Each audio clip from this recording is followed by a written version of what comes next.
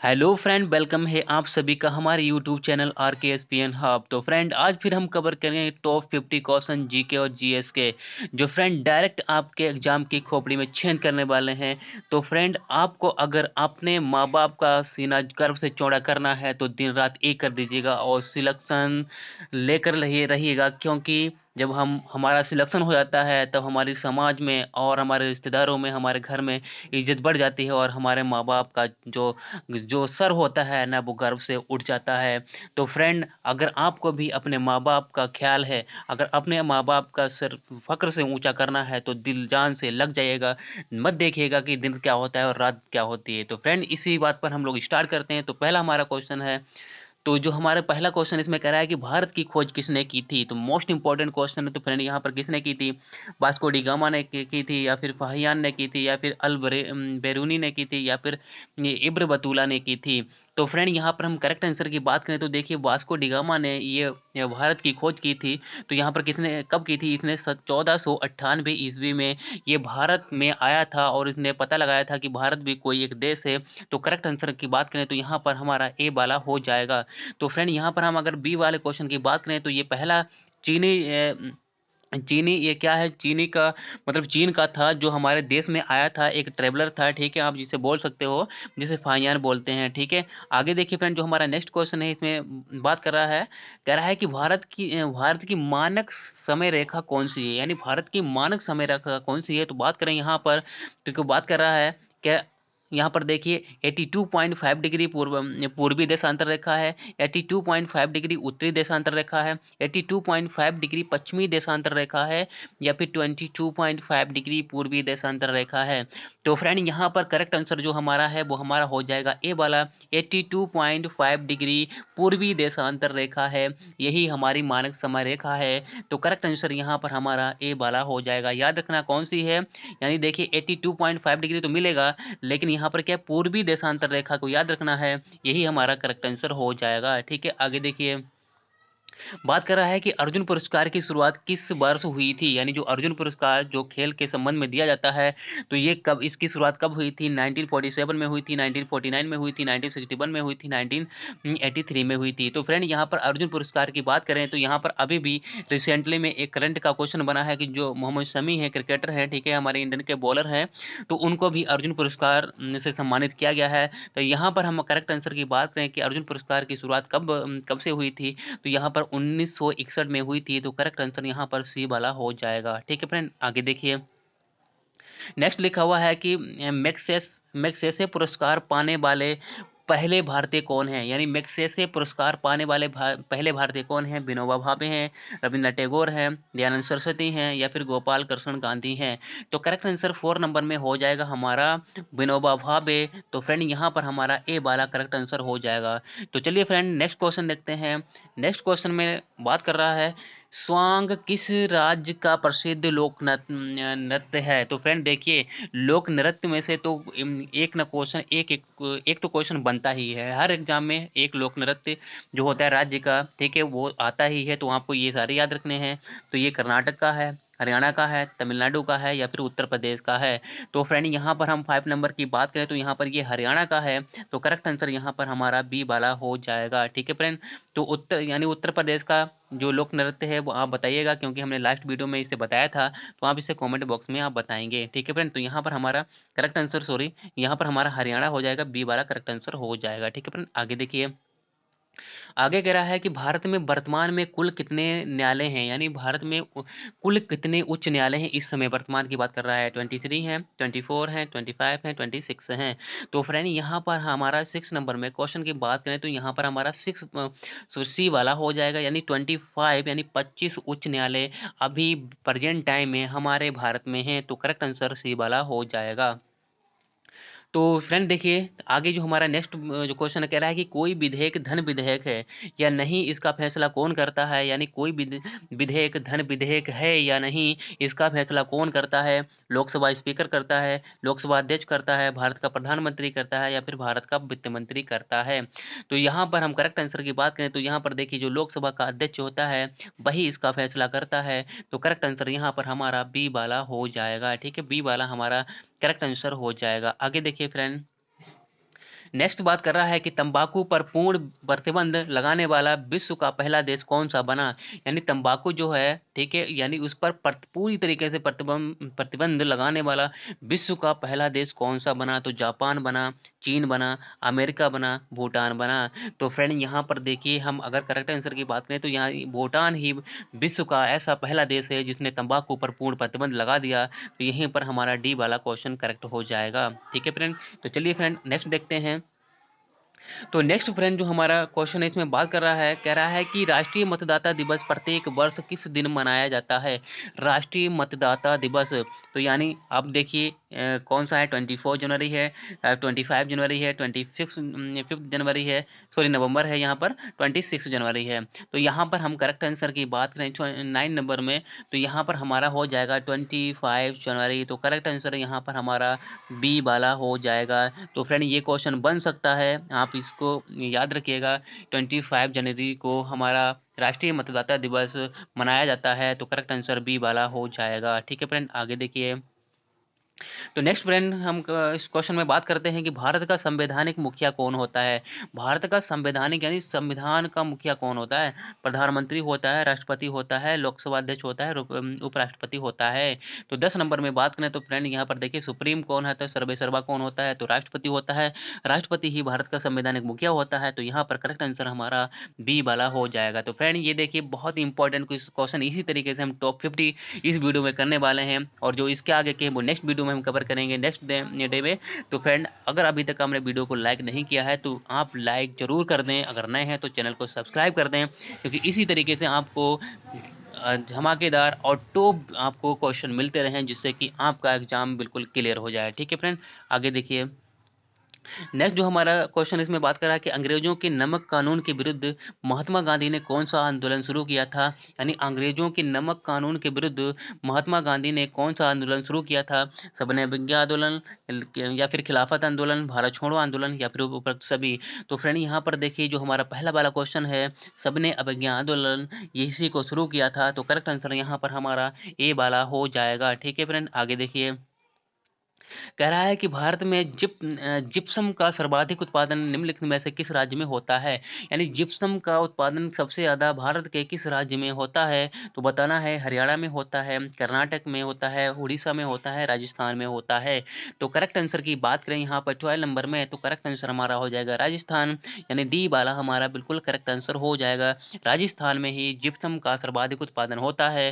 तो याद रखिएगा डी वाला क्वेश्चन हमारा जो हमारा ऑप्शन है बिल्कुल करेक्ट हो जाएगा। आगे देखिए। कह रहा है कि ईस्ट इंडिया कंपनी ने भारत में अपना पहला कारखाना कहाँ खोला था। सूरत में खोला था, कोलकाता में खोला था, मैसूर में खोला था, बेंगलुरु में खोला था। तो फ्रेंड यहाँ पर देखिए ईस्ट इंडिया कंपनी की जो भारत में पहली जो कारखाना उसका इस्टेब्लिश हुआ था वो कहाँ हुआ था, सूरत में हुआ था। तो करेक्ट आंसर यहाँ पर हमारा ए वाला हो जाएगा। ठीक है फ्रेंड, बहुत ही टॉप के ये क्वेश्चन आपके लिए है। तो फ्रेंड ये क्वेश्चन बहुत ही आपके लिए इंपॉर्टेंट है।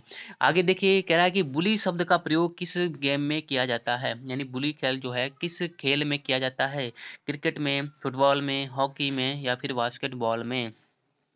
तो 14 नंबर में फ्रेंड आपको बता दें कि जो वॉली नाम का जो शब्द है ये हॉकी में किया जाता है। तो करेक्ट आंसर यहाँ पर हमारा सी वाला हो जाएगा। ठीक है फ्रेंड, आगे देखिए। आगे कह रहा है कि किस भारतीय एथलीट को उड़न परी के नाम से जाना जाता है। यानी उड़न परी बहुत इंपॉर्टेंट, उड़न परी के नाम से कौन सा भारतीय एथलीट पुकारा जाता है। हिमा दास, मीराबाई चानू, पीटी उषा, या फिर इनमें से कोई नहीं। तो फ्रेंड यहाँ पर फ्रेंड 15 नंबर की बात करें तो पीटी उषा को उड़न परी के नाम से जाना जाता है। तो करेक्ट आंसर यहाँ पर हमें याद रखना है कौन है, सी है पीटी उषा। ठीक है, उड़न परी, पीटी उषा, उड़न परी, पीटी उषा, उड़न परी। आप इस तरीके से दो तीन बार कहेंगे, बिल्कुल आपके दिमाग में बस जाएगा। ठीक है फ्रेंड, तो यहाँ पर सी वाला करेक्ट आंसर हो जाएगा। आगे देखिए, यहाँ पर तो फ्रेंड क्वेश्चन ही नहीं है। तो फ्रेंड देखिए नेक्स्ट वाला देखिए, इसमें बात करते हैं। कह रहा है कि 1928 के बारदोली आंदोलन का नेतृत्व किसने किया था? तो यहाँ पर बारदोली आंदोलन का नेतृत्व 1980 में 28 में किसने किया था? तो महात्मा गांधी ने किया था, बाल गंगाधर तिलक ने किया था, सरदार वल्लभ भाई ने पटेल ने किया था, या फिर पंडित जवाहरलाल नेहरू ने किया था। तो यहाँ पर हम 17 नंबर की बात करें तो यहाँ पर हमारा करेक्ट आंसर हो जाएगा सरदार वल्लभ भाई पटेल। इन्होंने ही क्या किया था, 1928 में वारदोली आंदोलन का नेतृत्व किया था। तो करेक्ट आंसर यहाँ पर हमारा सी वाला हो जाएगा। ठीक है, आगे देखिए। कह रहा है कि किसने खालसा पंथ की स्थापना की थी? तो खालसा पंथ की स्थापना करने वाला कौन है? गुरु गोविंद सिंह है, गुरु नानक देव है, अंगद देव है, या फिर गुरु रामदास हैं। तो फ्रेंड यहाँ पर देखिए, खालसा नाम जब भी आपके दिमाग में आए तो बता देना कि गुरु गोविंद ही थे। जो गुरु गोविंद सिंह थे, जो ये कौन थे? ये अंतिम गुरु थे किसके? सिख जो एक धर्म है, सिख रिलीजियस के अंतिम गुरु थे। तो गुरु गोविंद ही क्या हो जाएंगे? करेक्ट आंसर यहाँ पर हो जाएगा। ठीक है, ए वाला करेक्ट आंसर हो जाएगा। आगे देखिए, कह रहा है कि भारत की पहली महिला आईपीएस अधिकारी कौन थी? भारत की पहली महिला अधिकारी आईपीएस सरोजिनी नायडू, आनंदीबाई जोशी, अंजुम आरा, किरण बेदी। तो करेक्ट आंसर हम यहाँ बात करें तो यहाँ पर हमारा किरण बेदी जो है, जो भारत की पहली आईपीएस महिला हैं। तो यहाँ पर करेक्ट आंसर हमारा ए डी वाला हो जाएगा। ठीक है, आगे देखिए। कह रहा है कि कथक किस राज्य का शास्त्रीय नृत्य है? तो यहाँ पर फिर से आ गया है, इसको हम कल भी करा चुके हैं पर लास्ट वीडियो में। यहाँ पर बताते हैं कि कर्नाटक का है, तमिलनाडु का है, उत्तर प्रदेश का है, या फिर हरियाणा का है। तो फ्रेंड यहाँ पर बात करते हैं उत्तर प्रदेश की। तो ये उत्तर प्रदेश का क्या है? राजकीय यानी राज्य का शास्त्रीय नृत्य है। तो करेक्ट आंसर यहाँ पर हमारा क्या हो जाएगा? 20 का सी हो जाएगा। ठीक है फ्रेंड, आगे देखिए। नेक्स्ट जो हमारा क्वेश्चन है उसमें बात करते हैं। कह रहा है कि चाइना मैन शब्द का प्रयोग किस खेल में होता है? चाइना मैन क्रिकेट में होता है, हॉकी में होता है, पोलो में होता है, कबड्डी में होता है। तो यहाँ पर चाइना मैन की बात करें तो 21 का हो जाएगा क्रिकेट। क्रिकेट में ही चाइना मैन की बात होती है। तो यहाँ पर करेक्ट आंसर हमारा ए वाला हो जाएगा। ठीक है फ्रेंड, आगे देखिए। यहाँ पर जो हमारा नेक्स्ट क्वेश्चन इसमें कह रहा है कि ऑस्कर पुरस्कार का संबंध किस क्षेत्र से है? यानी ऑस्कर पुरस्कार का संबंध किस क्षेत्र से है? साहित्य से है, सिनेमा से है, विज्ञान से है, या फिर चिकित्सा से है? तो ऑस्कर पुरस्कार तो फ्रेंड किसको दिया जाता है, किसमें दिया जाता है? 22 की बात करें तो सिनेमा में दिया जाता है। यानी सिनेमा का मतलब यानी जिसकी अच्छी फिल्म होती है, यानी उसको ही ऑस्कर अवार्ड दिया जाता है। तो करेक्ट आंसर यहाँ पर हमारा बी वाला हो जाएगा। ऑस्कर अवार्ड को याद रखिएगा, जो ट्रिपल आर अभी मूवी निकली थी उसको भी मिला था। तो ऑस्कर अवार्ड यानी तो यहाँ पर सिनेमा हमारा बी वाला करेक्ट आंसर हो जाएगा। आगे देखिए। कह रहा है कि निम्नलिखित में से कौन सा तत्व सबसे कठोर होता है? यानी सबसे कठोर तत्व कौन सा होता है? शीशा होता है, हीरा होता है, एल्यूमिनियम होता है, ग्रेफाइट होता है। तो फ्रेंड यहाँ पर करेक्ट आंसर की बात करें तो यानी तो यहाँ पर हमारा हो जाएगा हीरा। हीरा ही सबसे क्या होती है? कठोर तत्व यानी कठोर धातु होती है। तो करेक्ट आंसर यहाँ पर हमारा बी वाला हो जाएगा। ठीक है फ्रेंड, आगे देखिए। नेक्स्ट क्वेश्चन इसमें कह रहा है कि पटना का प्राचीनतम नाम क्या था? पाटलिपुत्र था, सीलोन था, हस्तिनापुर था, या फिर वैशाली था? तो यहाँ पर हमें बताना है कि पटना का प्राचीनतम नाम तो पाटलिपुत्र था। याद रखिएगा कि पाटलिपुत्र पटना, पाटलिपुत्र पटना। ठीक है, पाटलिपुत्र पटना याद रखिएगा। तो यहाँ पर हमारा करेक्ट आंसर हमारा क्या हो जाएगा? ए वाला हो जाएगा। ठीक है फ्रेंड, आगे देखिए। नेक्स्ट की बात करें तो आगा खां कब का संबंध किस खेल से है? आगा, ठीक है, आगा खां किस खेल से संबंध रखता है? क्रिकेट से रखता है, जिम्नास्टिक से रखता है, फुटबॉल से रखता है, या फिर हॉकी से रखता है?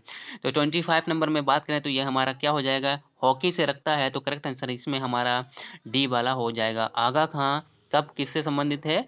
हॉकी से संबंधित है। तो डी वाला करेक्ट आंसर हो जाएगा। आगे देखिए। कह रहा है कि निम्नलिखित में से भारतीय राज्य की राजभाषा अंग्रेजी है। यानी कह रहा है कि निम्नलिखित में से किस भारतीय राज्य की राजभाषा अंग्रेजी है? नागालैंड की है, सिक्किम की है, मणिपुर की है, या फिर केरल की है? तो फ्रेंड यहाँ पर देखिए, केरल सिक्किम ये कोई नहीं है। तो हमारा कौन सा बचा? ये हमारा नागालैंड है। नागालैंड की ही जो राज्य की भाषा है वो क्या है? वो उसकी इंग्लिश है। ठीक है, तो यहाँ पर नागालैंड हमारा करेक्ट आंसर हो जाएगा। आगे देखिए। जो नेक्स्ट क्वेश्चन इसमें कह रहा है कि बांदीपुर अभ्यारण्य किस राज्य में स्थित है? यानी बांदीपुर अभ्यारण्य किस राज्य में स्थित है? तो उत्तर प्रदेश में है, कर्नाटक में है, पश्चिम बंगाल में है, या फिर मध्य प्रदेश में है? तो करेक्ट आंसर की बात करें 27 नंबर में तो फ्रेंड यहाँ पर हम ये जो बांदीपुर है ये कर्नाटक में है, तो करेक्ट आंसर यहाँ पर हमारा बी वाला हो जाएगा। ठीक है, यानी बी वाला हमारा बिल्कुल करेक्ट आंसर यहाँ पर हो जाएगा। तो चलिए फ्रेंड नेक्स्ट क्वेश्चन देखते हैं। नेक्स्ट बात करता है कि कौन भारतीय राष्ट्रीय कांग्रेस के प्रथम मुस्लिम अध्यक्ष थे, यानी कौन भारतीय राष्ट्रीय कांग्रेस के प्रथम मुस्लिम अध्यक्ष थे। तो बदरुद्दीन तैयब थे, मोहम्मद अली जिन्ना थे, मौलाना अब्दुल कलाम आज़ाद थे, या फिर M.A. अंसारी थे।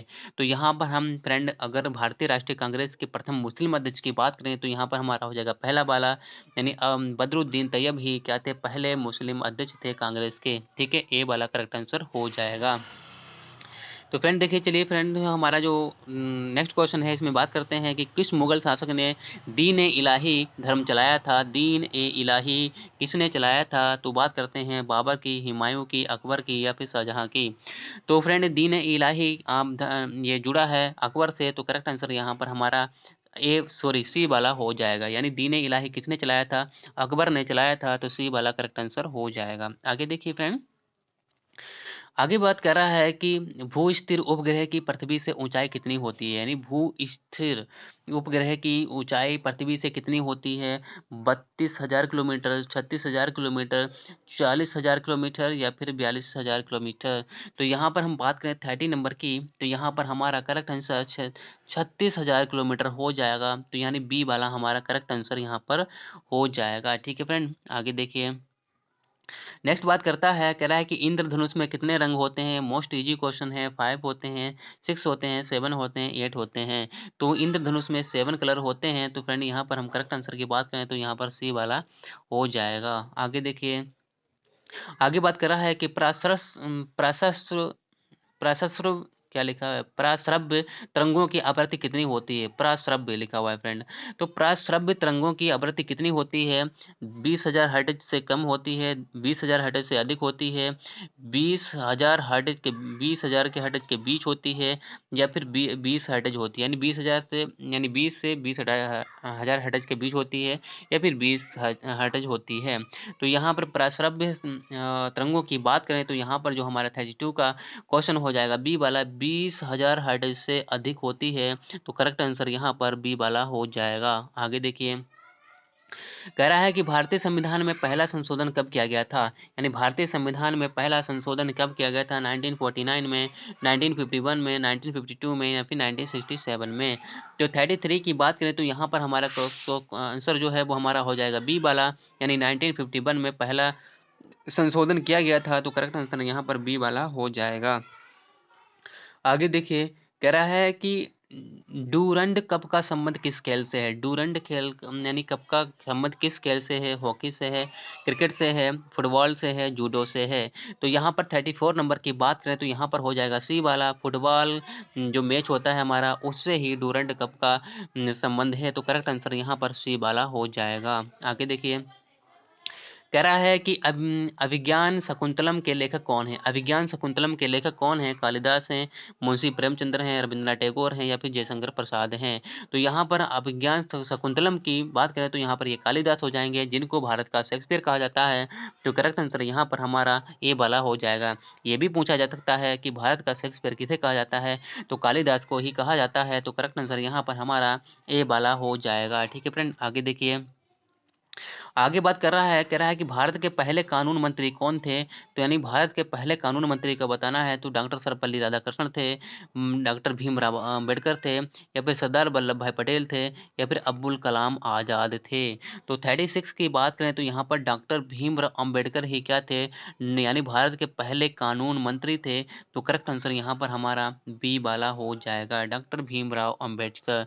ठीक है, आगे देखिए, आगे बात कर रहा है कि सन 1907 में यानी 1907 में शुरू किया गया साहित्य का प्रथम नोबेल पुरस्कार किसे दिया गया था। यानी सन 1907 में शुरू किया गया साहित्य का प्रथम नोबेल पुरस्कार किसे दिया गया था। रूडयार्ड किपलिंग को दिया गया था, यानी रविंद्रनाथ टैगोर को दिया गया था, मदर टेरेसा को दिया गया था, या फिर रुडोल्फ क्रिस्टोफ को दिया गया था। तो 1907 ईस्वी में जो साहित्य का प्रथम नोबेल पुरस्कार जो है वो किसको दिया गया था, वो रुडयार्ड किपलिंग को दिया गया था। तो करेक्ट आंसर यहाँ पर हमारा ए वाला हो जाएगा। और जो फ्रेंड पहले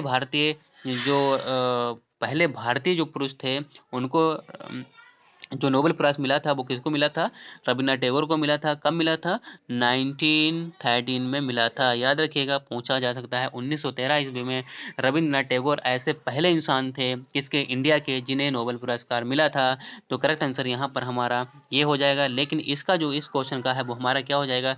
रुडयार्ड किपलिंग, ये वाला करेक्ट आंसर हो जाएगा। आगे देखिए, आगे कह रहा है कि ख्वाजा मोइनुद्दीन चिश्ती की दरगाह कहाँ है? यानी बहुत ही इंपॉर्टेंट क्वेश्चन है। तो ख्वाजा मोइनुद्दीन चिश्ती की दरगाह बताना है, अजमेर में है, जयपुर में है, नई दिल्ली में है, चित्तौड़गढ़ में है। तो यानी करेक्ट आंसर की बात करें तो ये अजमेर में है, यानी ठीक है, अजमेर में है। तो ख्वाजा मोइनुद्दीन चिश्ती की दरगाह अजमेर में है। कहाँ है ये? जो जयपुर एक जिला है, ठीक है, उसका एक शहर है अजमेर।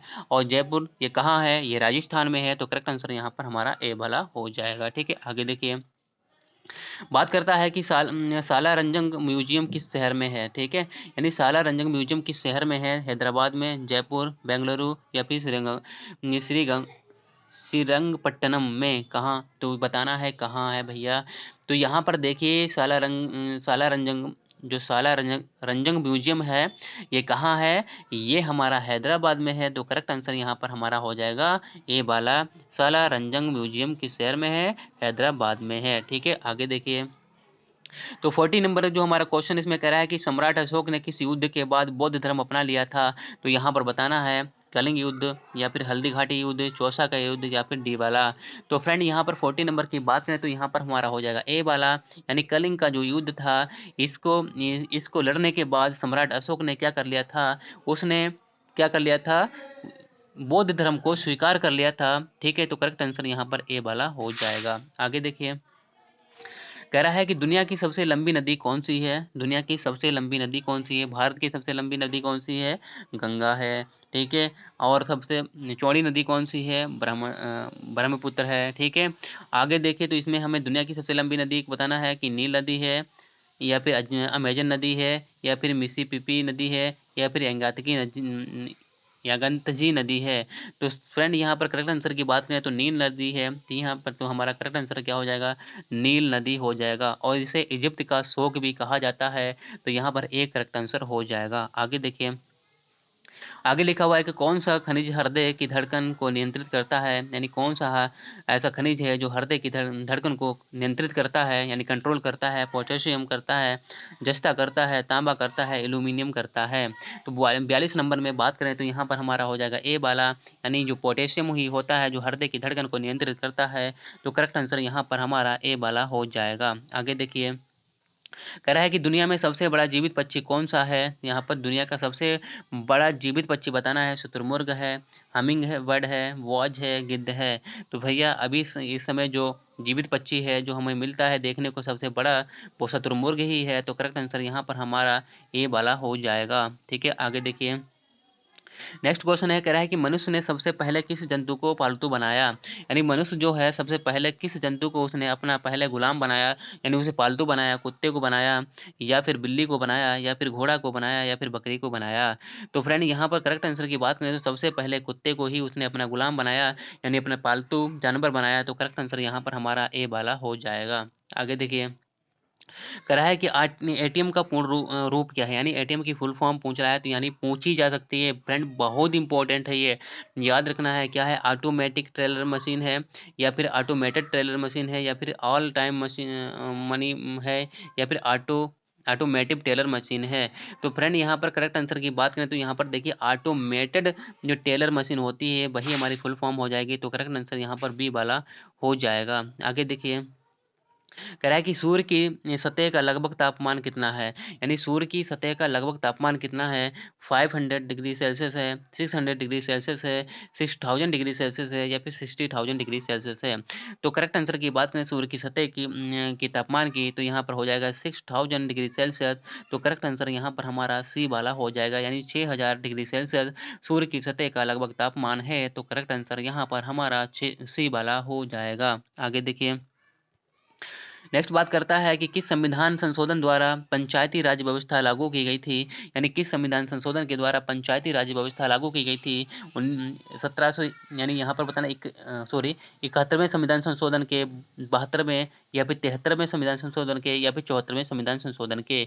तो करेक्ट आंसर की बात करें यहाँ पर 47 नंबर में, तो यहाँ पर हमारा करेक्ट आंसर हो जाएगा सी वाला, यानी यहाँ पर हमारा करेक्ट आंसर हो जाएगा सी वाला। 73वें संविधान संशोधन के से ही क्या हो गई थी, पंचायती राज व्यवस्था लागू की गई थी। तो करेक्ट आंसर यहाँ पर हमारा सी वाला हो जाएगा। आगे देखिए, बात कर रहा है कि यदि भारत का राष्ट्रपति इस्तीफा देना चाहे तो वह अपना इस्तीफा किसे सौंपेगा। यानी भारत का राष्ट्रपति अगर इस्तीफा देना चाहे तो वो किसे देगा, उपराष्ट्रपति को देगा, लोकसभा अध्यक्ष को देगा, प्रधानमंत्री को देगा, सर्वोच्च न्यायालय को के न्यायाधीश को देगा। तो यहाँ पर हम 48 की बात करें तो यहाँ पर हमारा जो करेक्ट आंसर है वो किसको देगा, यदि भारत का राष्ट्रपति इस्तीफा देना चाहे तो वो अपना इस्तीफा किसे देगा। तो फ्रेंड यहाँ पर देखिए, जो भारत का राष्ट्रपति होता है जो अपना इस्तीफा किसे देता है, वो सर्वोच्च न्यायालय के न्यायाधीश को देता है। ठीक है, तो करेक्ट आंसर यहाँ पर हमारा क्या हो जाएगा, यहाँ पर हमारा डी वाला हो जाएगा। ठीक है, डी वाला हमारा करेक्ट आंसर यहाँ पर हो जाएगा। आगे देखिए फ्रेंड, आज का सेकंड लास्ट जो क्वेश्चन है इसमें बात कर रहा है कि भारत में लोकसभा की सर्वाधिक सीटें कितनी हैं। भारत में लोकसभा की सर्वाधिक सीटें कितनी हैं, 75 हैं, 80 हैं, 82 हैं या फिर 95 हैं।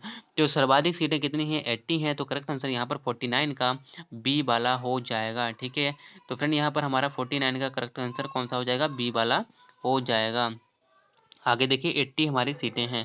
आगे देखिए, आज का फ्रेंड लास्ट क्वेश्चन कह रहा है कि भगवान महावीर जैन का जन्म कहाँ हुआ था। यानी भगवान महावीर जैन का जन्म कहाँ हुआ था, वैशाली में हुआ था, पावापुरी में हुआ था, लुम्बिनी में हुआ था, राजगृह में हुआ था। तो 50 नंबर की बात करें तो यहाँ पर जो हमारा करेक्ट आंसर है वो वैशाली में हुआ था। तो करेक्ट आंसर यहाँ पर हमारा क्या हो जाएगा, ए वाला हो जाएगा। यानी भगवान महावीर जैन धर्म का जन्म कहाँ हुआ था, वैशाली में हुआ था। तो करेक्ट आंसर यहाँ पर हमारा ए वाला हो जाएगा। तो आई थिंक फ्रेंड आपने एंजॉय किया होगा 50 क्वेश्चन का। ये बहुत ही इंपॉर्टेंट क्वेश्चन है जो आपके एग्जाम के लिए अति महत्वपूर्ण होते हैं। तो फ्रेंड फिर से बात बोल रहा हूँ कि यदि अगर अपना जीवन बनाना है और माँ बाप का जो सिर है उसे गर्व से ऊंचा करना है तो सिलेक्शन लेना पड़ेगा और दिन रात एक करनी पड़ेगी, क्योंकि इसके सिवाय आपके पास कोई चारा नहीं है। तो फ्रेंड दिन रात एक कर दीजिएगा, जुट जाइएगा अपने एग्जाम को नास्ते नाबूद करने के लिए और दिखा दीजिएगा कि आप भी कुछ हैं। तो फ्रेंड यही मेरा कहना है, तो दिन रात एक से पढ़िएगा, क्योंकि अपने माँ बाप का हौसला और उनका सिर गर्व से ऊंचा कर दीजिएगा। ठीक है फ्रेंड, तो फ्रेंड अगर वीडियो अच्छा लगा हो तो लाइक ज़रूर करें और चैनल को सब्सक्राइब जरूर करें अगर आप चैनल पर नए हैं, जिससे कि नेक्स्ट वीडियो आपको इसी तरीके से टाइम पर मिलता रहे। तो फ्रेंड फिर मिलेंगे इसके नेक्स्ट पार्ट में, तो तब तक के लिए बाय।